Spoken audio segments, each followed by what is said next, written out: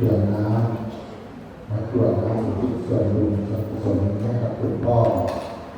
สะอาดทีเก้นะครับ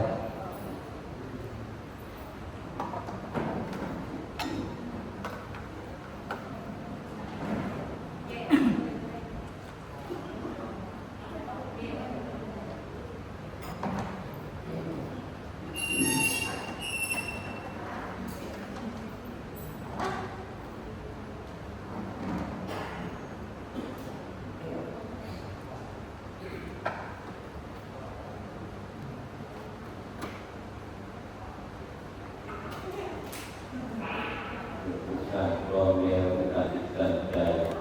กรวดน้ำอุทิศส่วนบุญส่วนกุศลให้กับผู้วาชน